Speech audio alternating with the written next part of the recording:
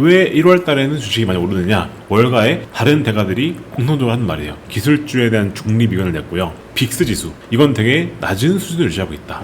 네, 안녕하십니까 여러분, 제임스입니다. 오늘은요, 거인의 어깨 시리즈를 가져왔습니다. 이 거인의 어깨 시리즈는 투자 대가의 의견을 듣는 그러한 시간이죠. 오늘 모셔온 대가는 누구냐? 일단 스캇 럼너라는 분입니다. 이 스캇 럼너라는 분이 누군지는 다시 한번 설명드릴 테니까 바로 한번 들어가 보도록 하겠습니다. 이 스캇 럼너라는 분은 시타델 이런 회사에 다니시는 분인데요. 시타델은 전 세계에서 가장 탁월한 성과를 내는 퀀트 헤지 펀드다 라고 불리는 회사입니다. 일단 운용 규모로 보더라도 전 세계 탑 5를 지향을 하고요. 그리고 2022년 하락장에도 어마어마한 수익을 거둔 걸로 유명합니다. 그래서 이제 여기 계신 스타델의 창업자가 켄 그리핀이라는 분인데, 이분도 저희 채널 가끔 나오시죠. 창업자분이십니다. 개인적으로 저는 퀀트로서 롤모델이기도 합니다. 퀀트로서도 유명한 분 중 한 분이고, 스캇 럼너라는 분은 이제 이 회사에서 글로벌 마켓 인텔리전스라고 하는 그런 시황 자료를 만들어 배포하는 분으로 유명합니다. 이분의 별명이 뭐냐면은 월가의 작두맨이라고 불립니다. 왜 작두맨이냐? 말 그대로 작두를 타듯이 시장을 잘 맞춘다 라고 해서 작두맨인데요. 이분이 2024년 7, 8월 조정장에 온 적이 있죠. 이때 블랙먼데이가 온 적이 있는데 그것 맞췄고, 그리고 작년 초죠? 작년 초에 트럼프발 관세 조정도 맞추셨고, 그리고 그 이후에 이어진 상승장까지 모든 걸 맞춰가지고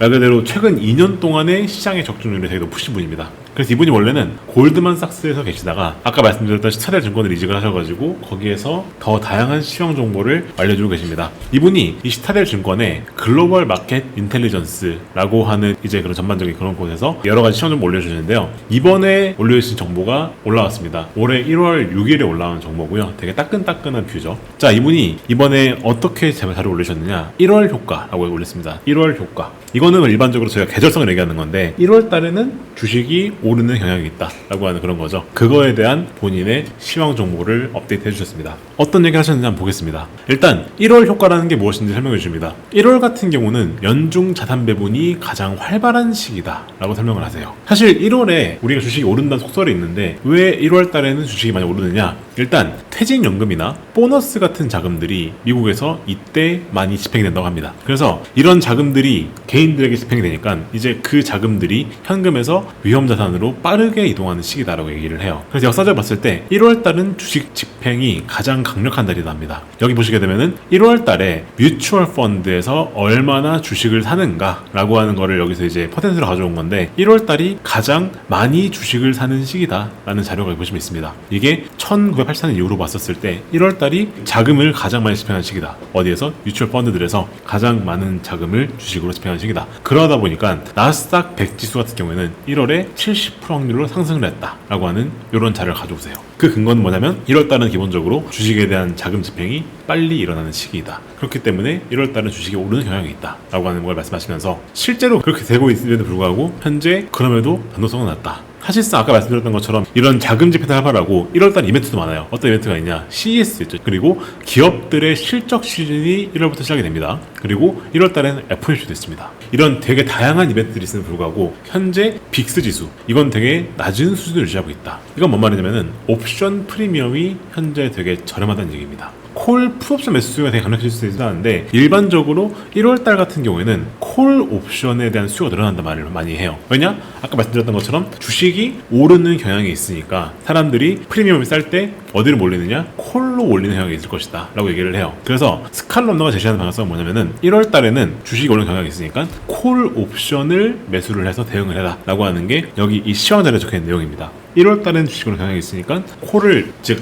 상방을 많이 바라보고 투자를 해라 라고 말을 많이 합니다. 근데 여기서 한 가지 주의점을 달아요. 어떤 주의점을 다느냐? 현재 시장을 보게 되면은 현재 기업의 실적과 시장이 확장되고 있다 라는 말을 많이 합니다. 사실 최근까지는 일부 초대형 기술주들, 그러니까 일반적으로 저희가 M7이라죠. M7 기업들이 실적을 주도해 왔었는데, 최근 들어 나타나는 경향은 뭐냐? 산업재, 헬스케어, 에너지, 금융 등으로 다양하게 확장이 되고 있다. 즉 실적 모멘텀이 갈수록 이제 M7이 아니라 다른 기업들까지도 나가고 있다라고 말을 해요. 그리고 에너지 섹터 같은 경우는 역사적으로 현재 이 지수에서 차지하는 비중이 되게 낮아가지고 주목할 만하다는 말을 합니다. 사실 이거는 월가의 다른 대가들이 공통적으로 하는 말이에요. 시장이 확장되고 있다. 기존엔 M7만 가는 장이었는데 이제는 산업, 헬스케어, 에너지, 금융 쪽으로도 우리가 눈을 돌려야 된다라고 말을 한다는 거죠.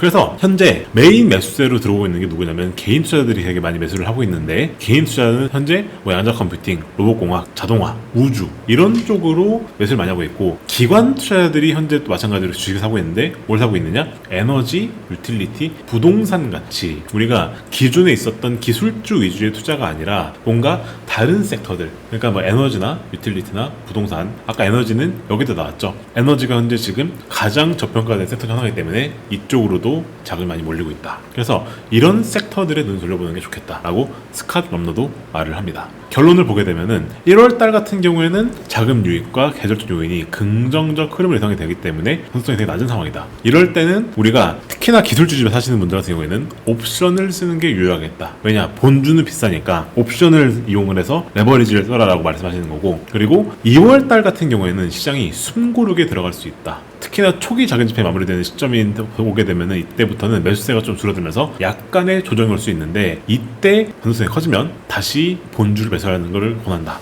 말씀하시고, 기본적으로 매수하는 거는 기존에는 M7을 샀지만 이제 M7 말고 에너지, 유틸리티, 부동산 같이 뭔가 다른 섹터로도 눈을 돌릴 필요가 있다라는 말씀을 하시면서 이제 리포트를 마무리 짓습니다. 이제 여기까지 제가 설명을 드리고, 지금까지 제가 취합했었던 대가들 의견을 보게 되면은 사실상 모두가 내일간다는 의견을 내고 있습니다. 특히나 올해 들어서 모든 투자대가들이 하는 말이 있어요. 뭐냐? M7에만 집중하지 마라 라고 말을 하십니다. 일단 월가의 강세론자 중 한 분이죠. 에드 야데니 같은 경우도 기술주에 대한 중립 의견을 냈고요. 클리프 야스니스, 이분도 퀀트인데 이분도 뭐라고 말씀하시느냐? 가치주가 현재 역대급으로 저평가되어 있다. 그리고 오늘 모셔온 대가인 스캇 럼너도 기관 자금이 현재 저평가된 섹터에 움직이고 있다. 그럼 에너지, 유틸리티 그런 쪽으로 움직이고 있다. 그래서 2026년에는 기존과는 다른 접근법이 필요하다. 원래는 기술주 위주의 투자였지만 이제는 가치주 위주로 투자를 해야 되고 유니버스 확장이 필요하다라는 말을 하시는 거 공통적으로. 그래서 올해부터는 퀀트 전략 중에서도 가치 팩터, 퀄리티 팩터, 모멘트 팩터가 아니라 퀄리티나 가치 같은 팩터를 더 필요가 있다라는 말을 한다라는 겁니다. 되게 일관된 말씀들을 하고 계세요. 이제 이런 장세에서 그러면은 기존에 M7만 투자하셨던 분들 어떻게 투자를 해야 되느냐 아마 궁금하시겠죠? 저랑 함께할 방법이 여기 고전 댓글에 들어있습니다. 그래서 혹시나 이제 이 영상 보시고 나서 앞으로 우리가 어떻게 투자해야 될지 궁금증 생기신 분들은